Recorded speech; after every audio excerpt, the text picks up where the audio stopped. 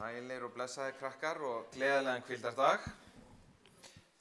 Ég ætla að segja ykkur sögu af stelpu sem ég að fara að fjalla í ræðunni minni og sagan gerist þegar hún bara 9 ára gömul og hún var á leiðinni heim úr skólanum og var þarna með einni systur sinni og einni vinkonu sinni og þær eru bara að labba heim með skóladótið sitt og að labba í gegnum svona lítinn garð, svona almenningsgarð og þá hitta þær aðra stelpu úr skólanum og þessi stelpa fer eitthvað að rífast við þær og verður svona frekar reið og byrja svona að hóta þeim. Ég mun bara sýna ykkur hérna í 2 heimana, þeir eru leiðinda stelpur. Og hún var örlítið eldri og ég veit ekki hvað foreldrar ykkar hafa kennt ykkur að gera þegar einhver sem stærri kannski að hóta ykkur. Sem segir bara, ég ætla nú bara að berja þig. Hvað á maður að gera þá? Ég veit það ekki, en þá á ég engin börn. En þessi stelpa, hún átti foreldrar sem sögðu henni, ef það einhver vandamál í skólanum, ekki sökkva dýpra í vandamál, farðu bara strax heim, bara beint heim og við skulum hjálpa þér til að leysa málið. Svo þessar 3 stelpur, þær ákveða bara, við skulum bara fara heim.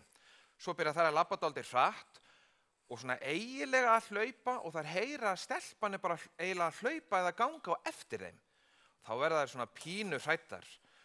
Og þessi stelpa, Ellen, sem ég að tala hún bara að labba heim, hún svona gáir, bara svona öxl til þess að sjá hversu nálægt þessi stelpa, hún alveg kannski að ná okkur.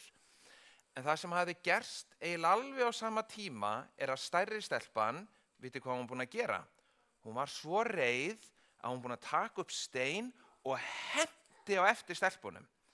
Svo leið og Ellen leit við, bam, þá fer steinninn beint í andliti á henni. Og það náttúrulega stór hættulegt, maður getur skemmt augað eða brotið tennurnar, það stór hættulegt að kasta steinum. Og þegar Ellen hérna vaknaði, þá var bara blóð út allt, það var búið að fossa blóð niður, það var búið að fossa blóð niður öll fötin hennar og það var það eiginlega að bera hana heim. Og svo var hún eiginlega í dái í 3 vikur. Að vera í dái, það þýðir að maður eiginlega ekki alveg vakandi en eiginlega ekki alveg sofandi, hún var svona bara rosalega veik. Og þegar hún vaknaði, þá var hún orðin allt öðruvísi. Vegna þess að steinninn hafði brotið á henni nefið og þessum tíma þá voru læknar ekki sérstaklega góðir. Þeir voru bara ekki búin að læra mikið og læknarnir í dag. Svo þeir voru að veltaði fyrir sér hvað eigum að gera við nefið á barninu. Eigum kannski að setja svona þráð upp í nefið til þess að hjálpa því að það sé með sömu lögun. Nei, gengur ekki. Svo þeir tóku bara hluta af beininu úr. Af því það var brotið og þeir vissi ekki hvað þeir áttu að gera við þessu. Svo þeir tóku það bara úr. Og Ellen var bara 9 ára gömul þegar þetta gerðist og þetta var rosalega erfitt fyrir hana vegna þess að núna fannst öllum hún vera frekar ljót. Svo þegar hún fór í skólan, þá var voðalega erfitt fyrir hana að læra af því hún var alltaf með svona ekki höfuverki en hún var svo þreytt, hún gat ekki einbeitt sér, það vildu voða fáir krakkar leika við hana, svo hún varð að hætta í skóla. Hugsaðu ykkur það, hún var búin að vera í skóla í kannski 1. bekk, 2. bekk og 3. bekk, svo bara búið. Svo fór hún aldrei aftur í skóla. En hún gerði samt mjög mikið þegar hún varð stór og við ætlum að fjalla hana í ræðunni minni núna, það sem gerðist þegar hún var unglingur. Svo þetta saga mín í dag. Takk kærlega fyrir að hlusta og þá held ég að ég vindi mig bara beint í prédikun, það ekki? Jú, allt í lagi, af því að Vigdís hérna leiður og stýrir. Ég ekki með prógram fyrir fram að mig. Svo, hérna, í dag ætla ég að vera með annan hlutan í seríu sem ég byrjaði fyrir löngu hér. En náttúrulega núna COVID í gangi, svo að það öllu riðlað, og auk þess ég frekar upptekinn sjálfur. Ég að reyna að klóra mig í gegnum ritgerð, svo ég smá á eftir í póstum og símskeytum, svo ég bið ykkur afsökunar ef ég ekki náði að hafa samband við alla sem hafa haft samband við mig. En engu að síður þá ætlum við bara að halda áfram. Og þetta sería hvernig kirkjan okkar byrjaði, sem sagt kirkja 7. dags aðventista. Og síðasta skipti, fyrr í sumar, þá gaf ég svona sögulegan bakgrunn. Það að segja hvað almennt séð að gerast í kirkjunni svona fyrstu 3-4 árin. Nákvæmlega þá var það 1840 til 46 síðast. Það eru 3 sem eru sagðir vera stofnendur aðventkirkjunar. Það eru Joseph Bates, Ellen White og James White. Og í dag ætlum við að fjalla fyrsta stofnandann, eða frumkvöðlin, og það Ellen White, eða eins og hún hét þá Ellen Harmon, af því að hún var ekki gift. Svo, já, hvert á ég að benda? Þangað, mikið rétt. Við skulum byrja með því að gera svona stutta upprifjun á hvað Miller-hreyfingin var, því að þetta í beinu framhaldi af því að aðventkirkjan fer að taka á sig mynd. Og við tölum það síðast, við getum sagt í stuttu máli að það var maður að nafni William Miller sem að byrjaði að prédika í bæ eftir bæ eftir bæ, í gegnum spádómana, þar sem hann reyndi að sýna fram á Jesús einfaldlega að koma aftur 1843-44.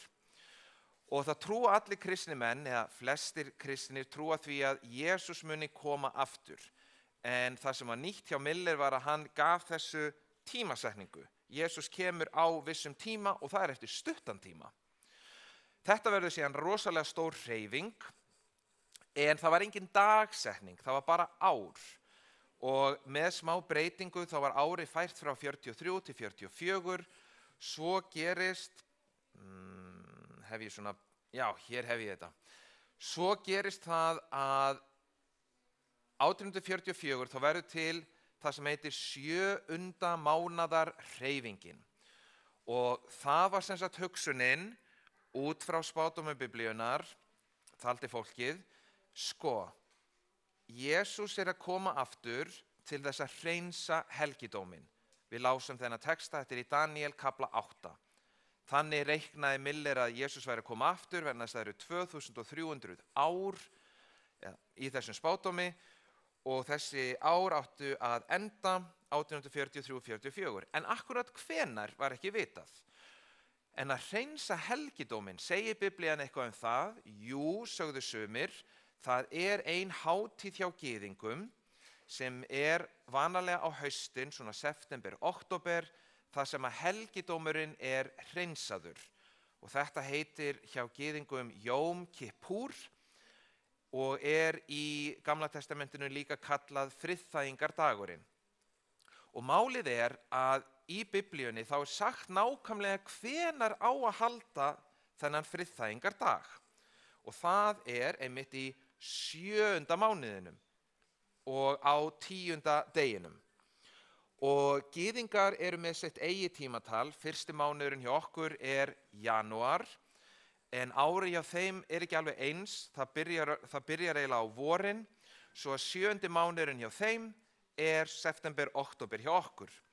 Og þá hugsaði fólk, getur verið að friðþægingardagurinn í Gamla testamentinu sé í raun og veru,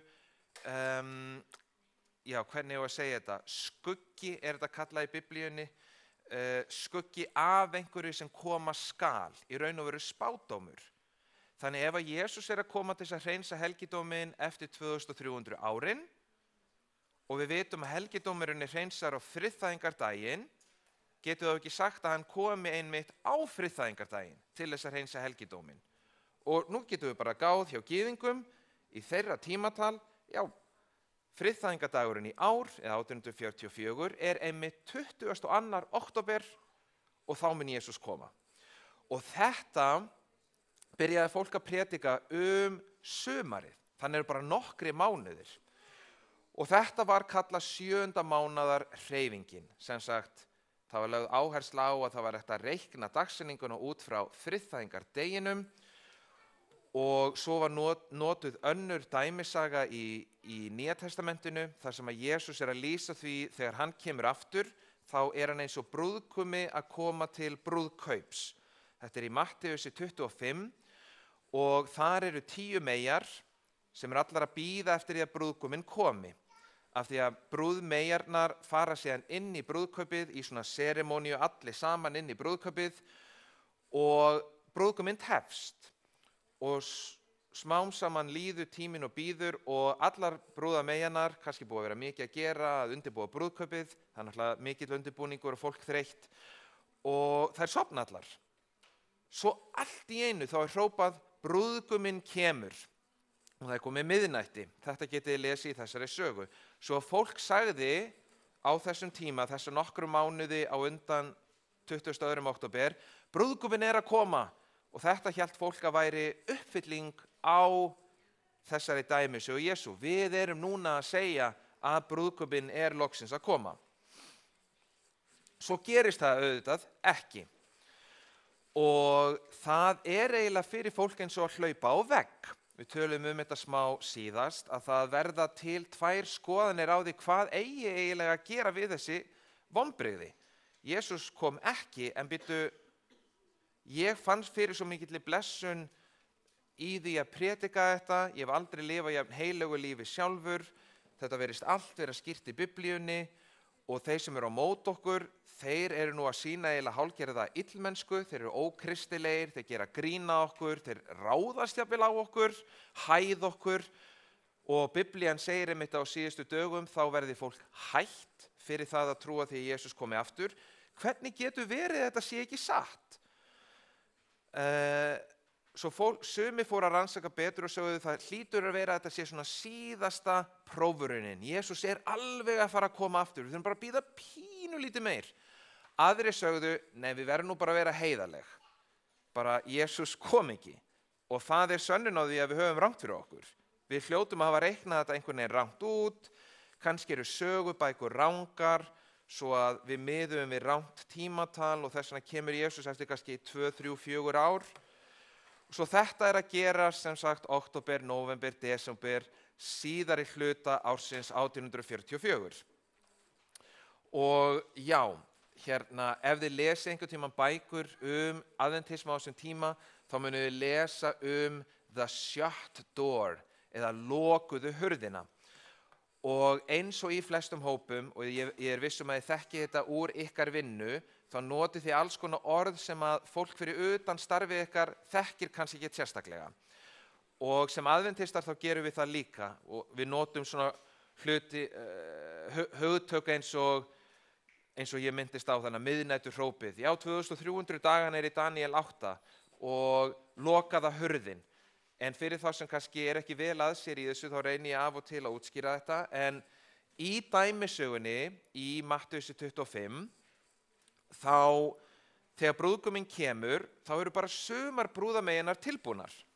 Þær eru með olíu, þær eru ennþá með ljós sem sagt á sínum lömpum og eru tilbúnar í þessa skrúðgöngu eða þessa marseringu og labba inn, en hinar, þær segja, heyrðu vá, við erum ekki með næga olíu, við getum ekki svona tekið þátt í serimóníunni, við verum að fara eitthvað annað, kaupa olíu og koma tilbaka. Og þegar þær koma tilbaka, þá brúðguminn búinn að ganga inn í brúðkaupið og svo stendur og hurðinni var lokað. Og þær sem eru of seinar koma og banka, en fá ekki að koma inn. Og þetta tengdu adventistar við það, þegar Jesús kemur aftur, þeir sem eru tilbúnir fara inn í ríki hans, en þeir sem eru ekki tilbúnir, þeir verða skildir eftir. Svo hugsunin á bak við þennan frasa, lokuð hurð, var tvennt.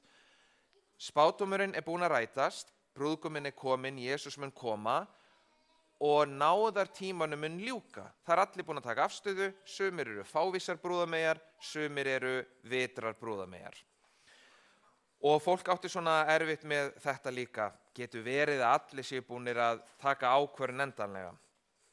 Á þessum tíma þá víkur núna sögunni loksins að okkar fyrsta frumkvöðli eða stofnanda sem á þessum tíma nýorðin 17 ára. Hún sem sagt, Ellen White átti afmæli alltaf seint í nóvember, ég man ekki alveg hvenær, og svo hún sem sagt 16 ára þegar vonbrigðin eiga sér stað í október og svo verður hún 17 ára. Og eftir slysið sem ég talaði í barnasögunni, þá var Ellen White í raun og veru alltaf öryrki og var það alla sína ævi. Sem sagt bjó við skerta starfsgetu. Hún var aldrei heilsu og ég hef ekki lesið allar svona læknisfræðilegar pælingar á því hvað raunverulega gerðist, en það virðist verið að þetta hafi bara verið svo mikið álag að þetta var svo rosalega mikið höfuðhögg og það urðu einhverjar skemmdir, þú veist, þetta hreinlega braut á henni andlitið og hún var kannski fíngerðað að upplagi og svo fær hún að því að verðist næstu því held ekki berkla en það sem var kalluð tæring eða eitthvað svoleiðis, þannig að hún eiginlega nær dauða en lífi 1844 og þegar hún að bíða eftir því að Jesús komi aftur þá hún eiginlega bara mikið upp í rúmi stundum og þar að prjóna eitthvað til þess að geta selt til þess að dreifa bæklingum. Svo þegar Jesús kemur ekki þá sem sagt hún eiginlega bara mikið upp í rúmi, vaknar oft við það að hún sem sagt vaknar hún átti svo erfitt með andardrátt að hún þurfti að sofa eiginlega sitjandi með púða á bakvið sig og vaknaði stundum miðja nótt með munninn fullan af blóði, segir hún. Svo hún greinilega, ég ekki læknir en hún greinilega var með mjög skerta heilsu og henni var ekkert hugarlíf, hún bjóst við því bara að deyja. Og svo það miðjan desember að hún heima hjá vinkonu sinni, kannski til þess að gefa mömmu sinni og pappa bara smá frí frá því að sjá hana stöðugt eða eitthvað og þar fær hún sína fyrstu sýn, segir hún. Og já, þetta bara fyrir ykkur hér til þess að vita hvaðan ég að næla mér í sumt af þessu. Ef þið viljið lesa ævi Ellen White, þá skrifaði hún ævi sína í nokkur skipti. Hún gerði það, ég geti séð þetta, hún gerði þetta 1851, þá gaf hún út litla bók sem var svona smá æviágrip og fyrstu sýnir. Svo 1860 þá gefur hún út aðra ævisögu sína, sem við þekkjum í dag sem annað bindi af Spiritual Gifts, það vanalega skammstafað svona hjá okkur. Og svo seinna þá gefa þau hjónin út eiginlega sameiginlega ævisögu. Fyrstu kaflarnir James White og næstu Ellen White. Og sú bók heitir svona ævisögu ágrip eða Life Sketches og gefin út alltaf í síauknum útgáfum. Sem sagt, eftir því sem að Ellen verður eldri þá bætir hún við einhverjum köflum og svo að endingu ef þið eigið það sem heitir vitnisburði til kirkjunar í fyrsta bindinu þá enn önnur ævisagan. Sumar af sem frekar líkar. En Ellen White talar samt ekki allt sem ég sagði ykkur frá í fyrsta fyrirlestri í sínum ævisögum. Og það bara vegna þess að þegar maður að segja sögu sína þá það svo mismunandi hvað manni finnst merkilegt. Maður kannski ekki að segja ég fæddist á Borgarspítalanum þann bla bla bla bla bla, svo sótti ég þennan skóla, foreldrar mínir fluttu, maður segir kannski bara já, unglingsárin mín voru erfið, ég fór í fíkniefnaneyslu, ég flosnaði upp á 10. bekk, maður svona stiklar á stóru og kannski ekki að gefa samhengi sem að ég vonandi að gefa ykkur eitthvað í dag fyrir svona fyrstu ár Ellen White. Svo, þarna miðjan desember þá fær hún sína fyrstu sýn sem að vanalega kölluð The Midnight Cry eða miðnæturhrópið. Við tölum ekki mikið þetta á íslensku það. Og því miður þá hafa þessar sýnir ekki verið þýddar á íslensku og ég bara hafði ekki tíma til þess að þýða þær fyrir ykkur, svo ég get gert það heimaverkefni fyrir ykkur að hafa upp á þessum sýnum sem að ég sem sagt að tala í dag og lesa þær.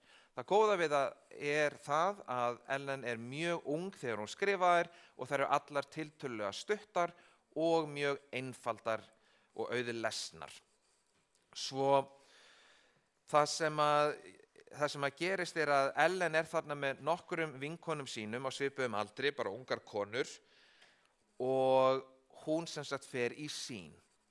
Og það sem að hún sér mjór vegur með svona mjög sterkt ljós í upphafi og það fólk að labba eftir veginum. Og hér sjáum við sem sagt þessa miklu birtu við upphaf vegarins og svo fólk að labba og vegurinn svona, fólki hér virðist vera afskaplega rólegt sko, en þið sjáuð, hér þverhnípi sem hún sér. Og það sem vantar á þessa myndi að hún sagði að fólk var að labba og það að labba í átt að heilögu borginni. Og Jesús reyndar ekki þarna, hann sem sagt að labba fyrir fram að fólki, hann að ganga með því. Svo fólkið að ganga og ganga og það heyrir svona hávaða og tónlist og einhver læti og óp hér niðri. Hér sem sagt heimurinn, vondi heimurinn í myrkrinu. Og hér aðvent fólkið á leið sinni til borgar Guðs.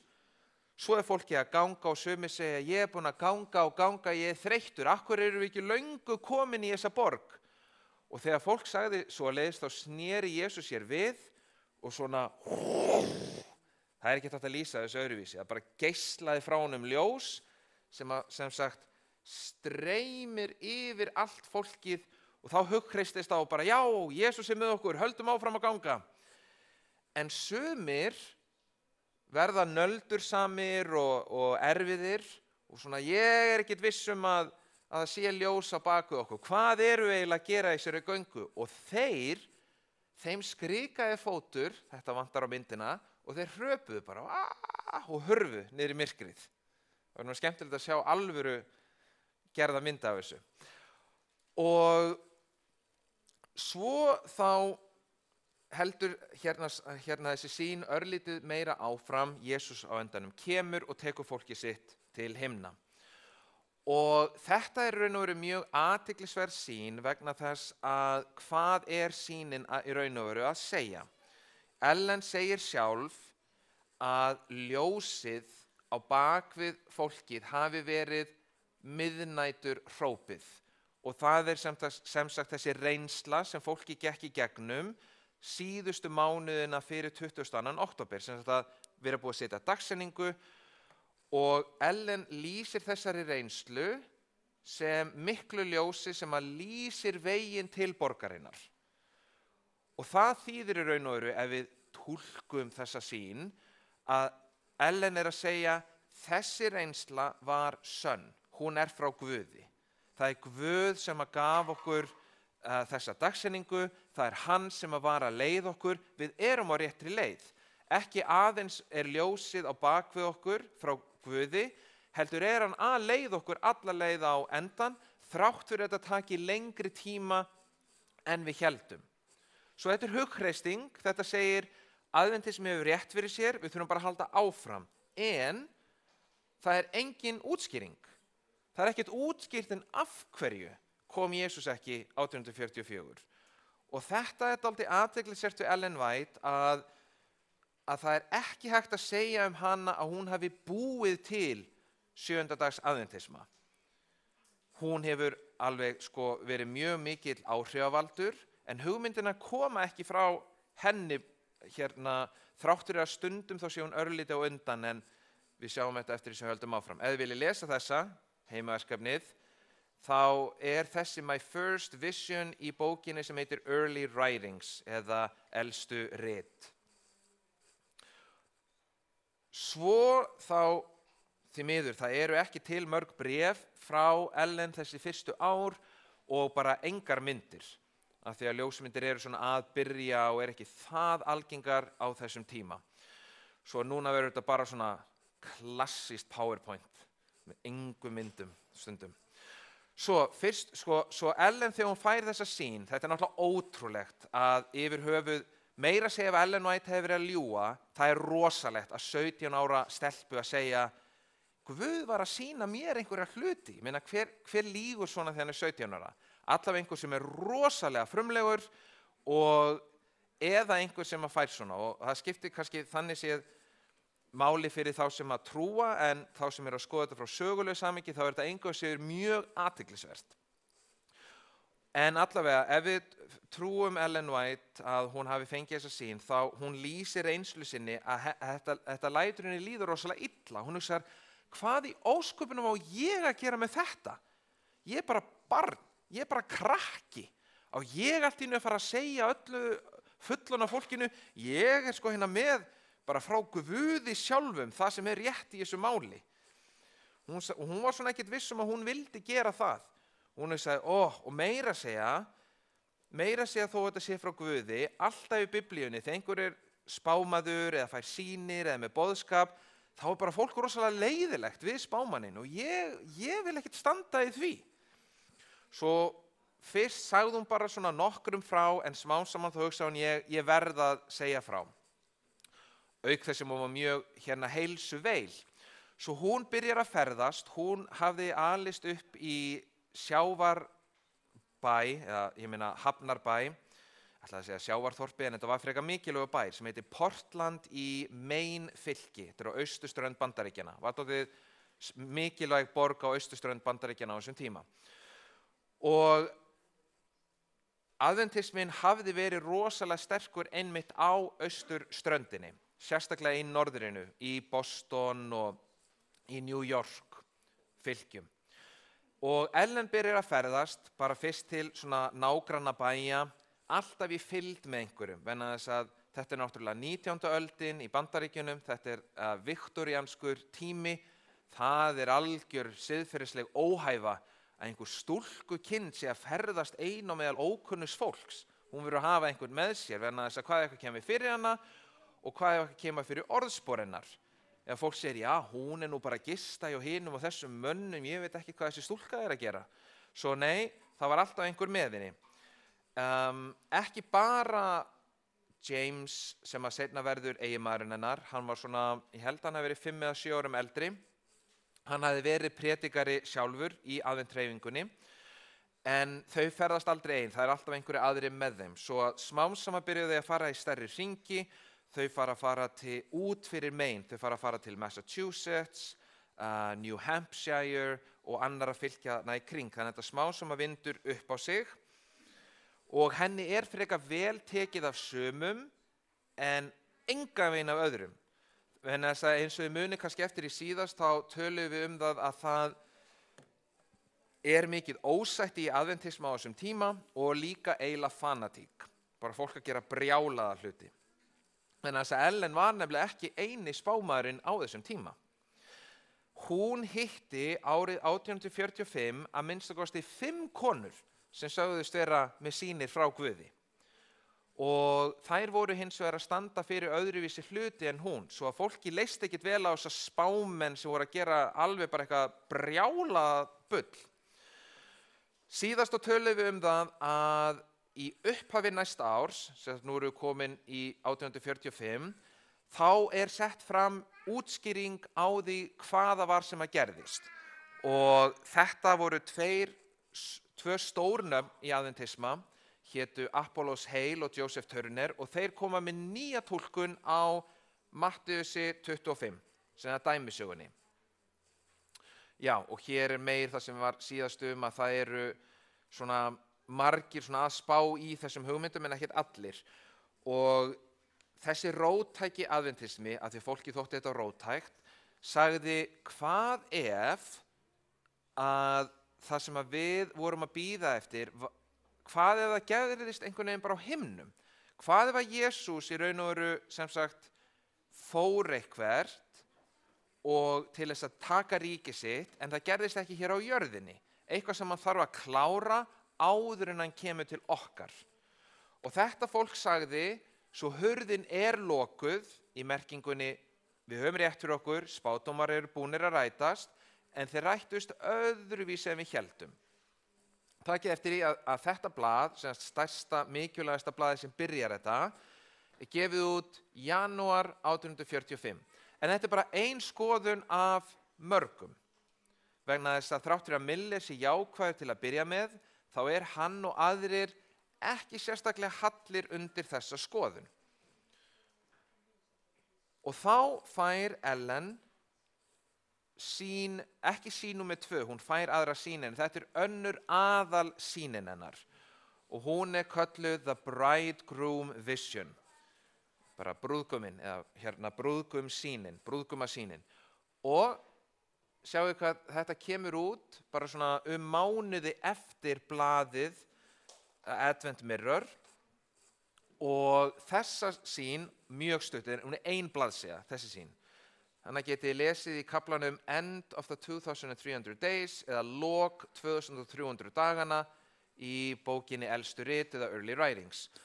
Og í þessari sýn, og ég myndi sýna ykkur mynd, en þeir sem að myndskreita Jesú og Guð og himnum, þetta oft svo ekki vel heppnað að þið verið bara að nota ímyndunaraflið.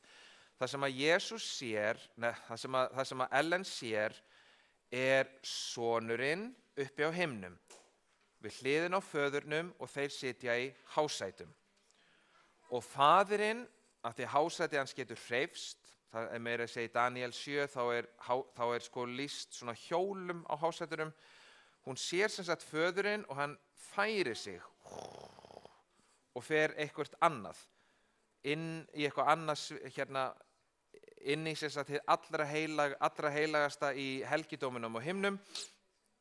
Og Jesús síðan stendur upp á sínu hásæti og ferðast líka inn í hið allra heilagasta. Og þetta í raun og veru staðfesting Ellenar á þessari nýju skoðun. Og þetta hlýtur að hafa verið afskaplega heppilegt fyrir þá sem voru upp á þessum tíma sem trúðu á Ellen, af því að núna virkar hún í raun og veru eins og áttaviti.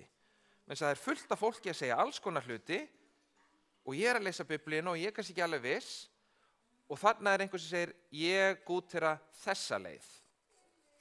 Svo þetta önnur aðal sýnin. Svo Ellen búin að gútera það sem heitir róttækur adventismi. Hugmyndin að eitthvað hafi raun og veru gerst 1844, eitthvað sem Jesús þarf að gera á himnum áður en hann kemur. En meira að segja róttækir adventistar, þeir voru mjög ósammála smáatriðin. Og það urðu til margar mismunandi skoðanir. Í fyrsta lagi þá ef að Jesús að gera eitthvað á himnum, tók það einn dag, bara fór hann eitthvert og kláraði eitthvað 20. október og svo hann bara í biðstöðu þar til hann kemur aftur, eða hann að gera eitthvað núna. Þetta var einn ágreiningurinn. Annar ágreiningur var að sumir sögðu, en Jesús kominn, hann kominn í hjarta mitt. Hann kom 20. október og hann býr núna í mér, af því að hann kom andlega. Og þetta fólk, það fór út í mjög, sumir, ekki allir, en sumir fór út í mjög skrýtnar pælingar. Og það verða til í kringum róttækan adventisma ýmsar nýjar guðfræðilegar skoðanir. Fólk byrjaði að stunda fótaþvott, það gerum við, góð pæling, af því að þeir sem eru með brjálæðislega skoðanir, það mjög erfitt að hafa 100% rangt fyrir sér. Ég held að það gerist eiginlega aldrei. Og heilagur koss, það að segja, Páll segir hérna í einhverju bréfinu, kveðjið hvert annað með heilagum kossi. Og þá náttúrulega bara við koss á kinnina, þetta þekkist í mörgum menningarheimum. Og fólk fór að stunda þetta og þetta fannst sumum á 19. öld í Bandaríkjunum bara þetta of mikið, nei takk, ég vil ekki þetta. Og svo voru sumir að nota þetta sem ástæðu til þess að geta kysst einhverja sem að þeir fannst vera sætir eða sætar á munnin. Svo þetta, fólki leist, svona, þeir sem voru fyrir utan róttækan adventisma sögðu, ég veit ekki hvert þetta stefnir. Sumir fóru að halda laugardaginn heilagan, sumir voru að segja að sálin deyi, maður fari ekki beint til himna, og svo var annað trúarofstæki, meir það síðar sagði ég síðast, en við getum kannski tekið það smá núna á undan þessari. ég vil nú ekki segja neitt of svæsnar sögur, en Ellen sem sagt að ferðast þessa fyrstu mánuði og hún að leggja aðal áherslu á að berjast á móti þessu. Vegna þess að í róttækum adventisma sem að hún að styðja, þá svo mikið af ruglingslegum hugmyndum að hún gengur og segir bara nei, nei. Og hún fer á samkomur þar sem að fólk að æpa og rúlla sér á gólfinu og svo kannski einhver kona sem að leiði karlmann inn í eitthvað herbergi og lokar á eftir sér og svo fólk að hoppa upp og niður og Ellen og James eru ofta á svona fundum. Ekki vegna þess að þau að styðja þetta, heldur vegna þess að þau reyna að hjálpa þessu fólki til að sjá að þetta ekki rétt. Og þetta hefur valdið því alveg fram á okkar dag að margir fræðimenn sem eru svona annarkvort kannski frekar frjálslyndir adventistar eða ekki adventistar, þeir segja, já, Ellen White, hún alveg svakalega róttækana til að byrja með, en svo róar hún sér niður. Vegna þess að við höfum ekki mikið af bréfum frá henni frá þessum tíma og þá segja margir, já, hvað var hún að gera á þessum fundum? Hún virðist að vera voðalega sátt. Og þetta fór út í það miklar öfgar að í sumum bæjum þá voru adventistar fangelsaðir fyrir bara að valda óspekt. Sumir adventistar sögðu, Jesús kominn og við erum komin inn í ríki hans og við eigum að verða eins og börnin. Og hvernig eru börnin áður þau byrja að ganga? Þá bara skríða þau. Svo að sumir hreinlega fóru niður á 4 fætur og skriðu. Það saga mann sem að skreið á 4 fótum í einhverjum bæ og þar maður á hesti sem reyna bara að fara heim til sín og þá allt í einu fælist hesturinn hans og þá sér hann að það maður á 4 fótum að skríða fyrir framan hestin sinn. Og hann segir, heyrðu, þú ert að styggja hestin minn, hvað ertu eiginlega að gera? Færðu þig. En maðurinn bara alveg bara blýfastur þarna, svo hann þurfti að láta svipuna ganga á honum til þess að hann, auðvitað náttúrulega þetta engin auglýsing fyrir trúnamanns eða nokkuð, þegar fólk að stunda svona. Aðrir hérna sögðu, Jesús kominn, við erum komin inn í himnaríki, svo þá erum við heilög, svo allt sem að mig langar til þess að gera ekki synd. Og það nú ýmislegt sem mann langar til þess að gera kannski, og fólk sérstaklega maður bara að fylgja sínum eigin hugmyndum, svo fólk bara gerði hræðilega hluti. Á einni samkomunu, þá voru allir allsberir. Að þeir sögðu, við þurfum ekkert að skammast okkar, við erum hrein, við munum aldrei gera neitt hvert við annað ljótt. Við erum bara hér, svo voru allir bara að syngja sálma og einhver prédikaði. Þetta alltaf bara hræðilegt. Og Miller og Himes og aðrir, þeir horfa á þennan hóp og þeir segja bara, þetta bara brjálæði. Við viljum ekki koma nálægt þessu. Og vorið, það ekki dagsetning á því, sennilega vor 1845, þá fær Ellen 3. aðalsýnina sína á þessum fyrstu árum, sem kölluð bara nýja jörðin eða sýnin hinna nýju jörð. Og þetta afskaplega falleg sýn, af því að hún sér hvernig jörðin verður eftir að Jesús búinn að koma aftur og búinn að endurskapa jörðina og hún sér bara allir eru heilbrigðir og allir eru ungir og hún sér að hérna fólk með vængi og hún sér blómin sem að visna aldrei. Þetta mjög falleg sýn, mæli mjög með henni. En maður þarf að spyrja sig, hvort sem einhverju spámari eða kennari, ef maður að leiða í einhverjum söfnuði eða einhverju hreyfingu, af hverju haldi hún hafi verið að fá þá sýn? Hvað máli skipti það sérstaklega? Hvernig hjálpaði þetta hópnum á þessum tíma? Það vegna þess að þeir sem voru að segja að Jesús hafi komið andlega, þeir sögðu að yrði engin ný jörð. Þeir sögðu að allt sem að Biblían segir endalokin, þetta bara andlegt. Og Ellen White fær þá sýn sem að sýnir að þetta allt bókstaflegt, ekki bara einhver svona ímyndun í höfðinu eða inn í hjartanu á manni. Það síðan eftir nokkra mánuði af þessu, við töluðum þetta síðast, vorið þá ákveður stjórnin eða stjórnendur aðventshreyfingarinnar, William Miller og hans hægri handar maður, sem var þessi maður hér, Joshua Himes, sem sá allt útgáfustarfið og skipulagninguna, þeir ákveða að loka á róttækan adventisma. Þeir segja að þetta ekki hluti af okkar skoðunum, þetta fólk, þeir buðu þeim ekki á þessa ráðstefnu og þeir sem sagt gera ýmis uppköst að því hvað adventismi, á hvað trúum við og þeir útiloka róttækan adventisma. Svo að róttækur adventismi núna í raun og veru orðið sitt eigið batteri. Þetta í raun og veru formlegur klofningur á Millerita hreyfingunni. Og þá lítum við á starf Ellenar innan róttæka adventismans. Eins og þið vitið í síðasta fyrirlestir þá lýsti ég því hvernig róttækur adventismi á endanum bara brennur sig út eins og bara sinueldur eða hvað annað á 2 árum. Hann búinn 1846, þá hann bara horfinn. Hvað Ellen að gera á þessum tíma? Svo við erum komin til vorsins 1845, ég vona ég sé ekki að svæfa ykkur. Það sem að gerist vorið að það fullt af blöðum sem eru fyrir róttækan adventisma, af því að nú ekki lengur hægt að lesa blöð Millers og Himes til þess að skoða róttækan adventisma, það þarf að búa til ný blöð. En blöðin, eftir aðeins nokkra mánuði, þá leggja þau upp laupana, þau hætta bara, af mismunandi ástæðum. En það virðist vera að flestir hafi eiginlega gefist upp á róttækum adventisma, þegar við litið á alla fanatíkina og hugsað, vil ég taka þátt í þessu?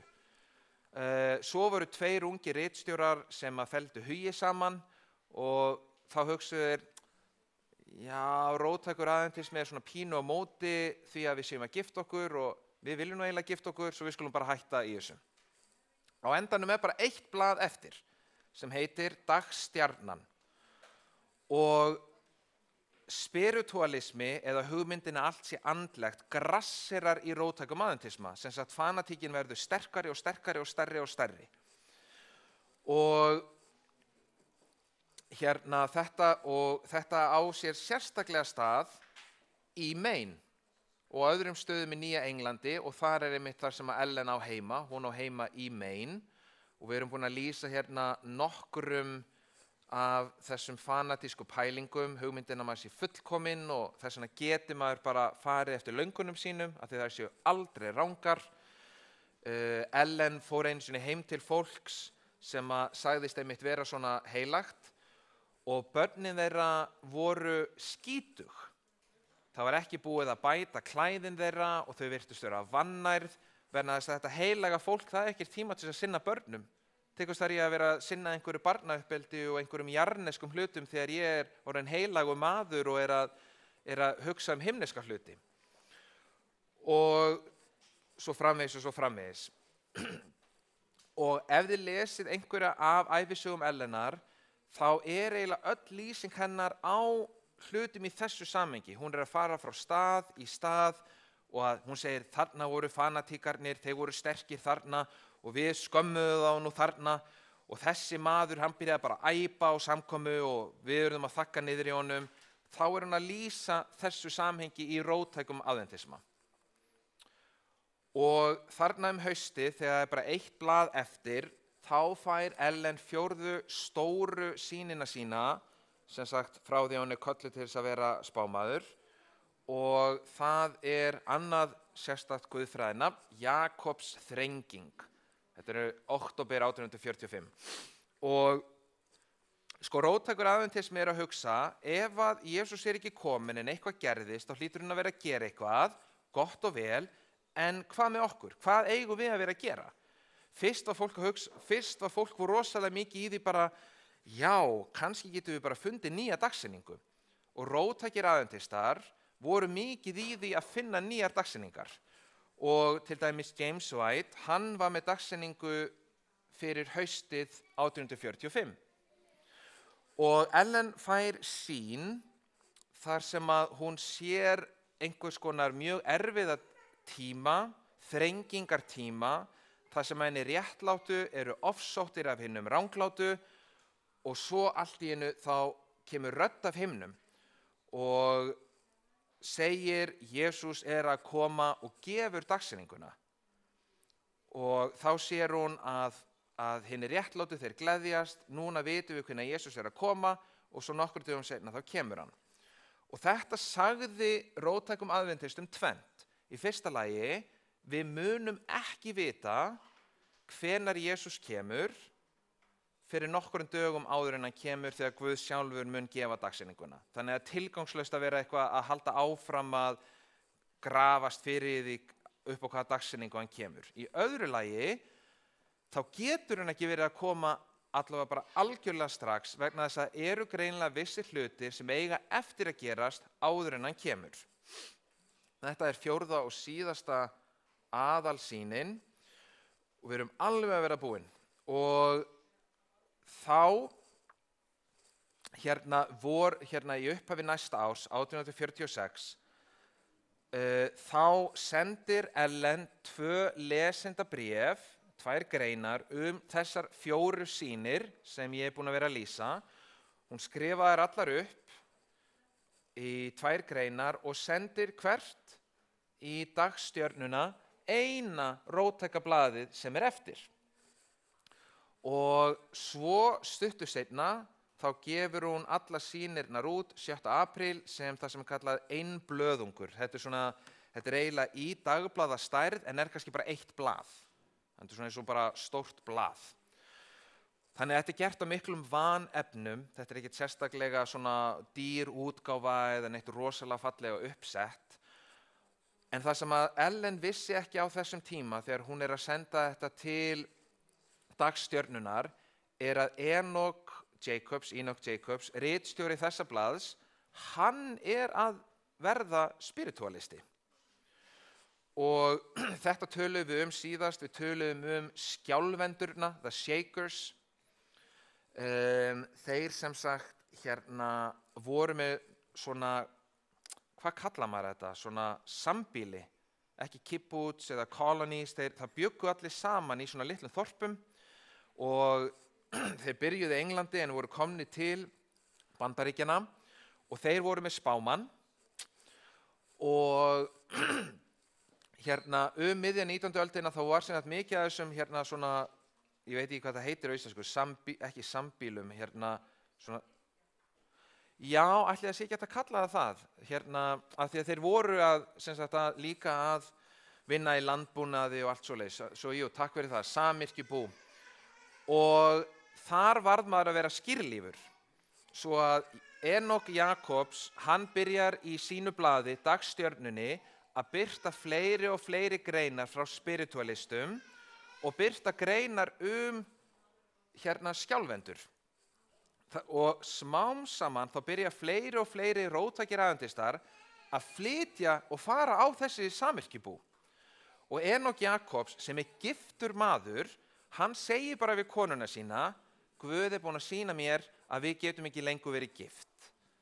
Bara ég verð að vera skírlífur, og þau flytja samt saman.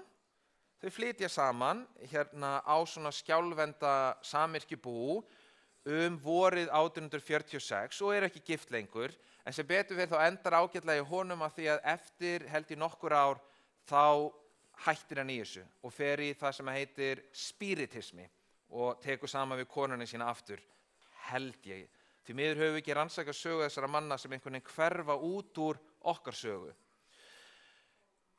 Og þá fellur síðasta blaðið, þetta er frá síðasta fyrirlestri, og þá er ekkert blað eftir. Og þá er róttækur aðventismi orðinn þannig að flestir orðnir spiritualistar, komnir út í einhverja fanatík, og það eru bara svona örfáar hræður eins og Ellen og James sem að halda í upphaflegu róttæku hugmyndina sem er, það spádómar hafa ræst en ekki andlega, heldur bókstaflega. Við bara sjáum það ekki að því að gerðist á himnum. Og þetta voru búin að tala síðast, það er sem þetta bara, mjög dapurt ástand í róttækum aðventisma, sumarið 46 og síðasti hlutin, við rennum hérna bara hratt í gegnum hann, þá hefst næsti fasi á adventisma sem er kallaður Sabbatarian Adventism, að nafnið er ekki komið á hreyfinguna. Og það gerist hérna í stuttumáli þannig að Ellen kynnist þessum manni sem heitir Joseph Bates, sem var fyrrverandi skipstjóri. Hann var sent komin á eftirlaun og hann hafði verið mikils metinn í aðventreyfingunni, hafði varið öllum sínum auðæfum í það að því hann var frekar ríkur, það borgaði sig, hann náttúrulega bara var með sitt eigið fyrirtæki þannig sitt, átti skip og sildi og svoleiðis. Og hann hins vegar var byrjaður að aðhyllast hvíldardaginn. Og Ellen hittir hann á róttækri aðventista samkomu einhver tíman svona á fyrstu mánuðum ársins 1846 og þeim líkar alveg voða, það fer vel á með þeim, þeir líka hvort við annað. Jósef hugsar mikið, þetta er nú alveg prýðis, ung, kristin kona, mér líst mjög vel á starfi sem hún er að gera, hún er að berjast á móti fanatík og það er mjög fallegi hluti sem hún segir frá í sýnunum sínum og mér langar að trúa þeim en það er dálítið rosalegt að segjast vera spámaður samt. Ég kaupi það nú ekki alveg. Og Ellen sagði mikið er þetta virðulegur og góður maður, hann er alltaf búinn að, ég þekki hann er mjög frægur í hreyfingun okkar og nú er hann að styðja okkur áfram í aðventreyfingunni, búinn að gefa út nokkra bæklinga en þetta með hvíldardaginn, ég veit ekki alveg hvort ég er að kaupa þetta. Það er nú svona óþarfa áhersla á eitthvað eitt boðorð. Skil nú ekki alveg hvað máli það skiptir, enda hélt Ellen sunnudaginn, hún var fyrrverandi methodisti. Og svo þarna síðla sumars 1846 þá giftast Ellen og James, þau eru núna búin að þekkjast í svona rúmt ár, 1,5 ár, en því miður eigu enga mynd af þeim. Þetta er sem sagt mynd sem er áratug yngri, hún er frá 1857, hér eru þau búin að eignast sitt fyrsta barn og búin að ferðast saman og búa saman í rúman áratug, en við erum með svona, við sjáum þetta kannski aldrei betur hér, það er loksins byrjað að taka einhverjar svona stásmyndir af mannskapnum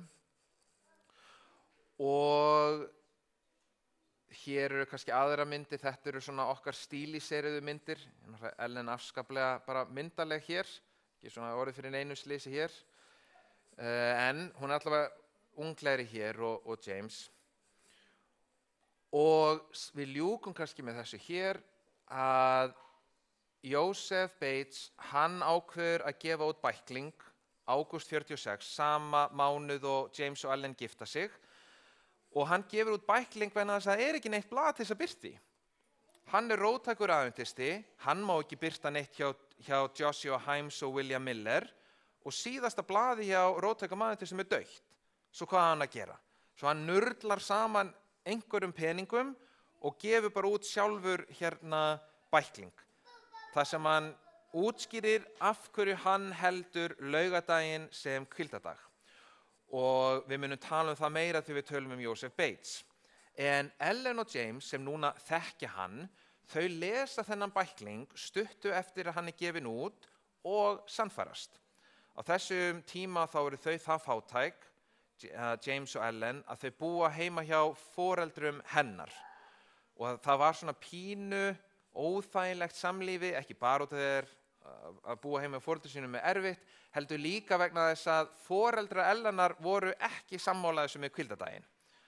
Svo að þeim þótti þetta svona smá óþægilegt og voru alveg ánægð þau gátu haldið hvíldardaginn með öðrum hérna seinna. En þau hins vegar, þau eru svo fátæk að James og Ellen, þau byrja ekki að búa í sínu eigin húsi með sínum eigin börnum fyrir löngu seinna.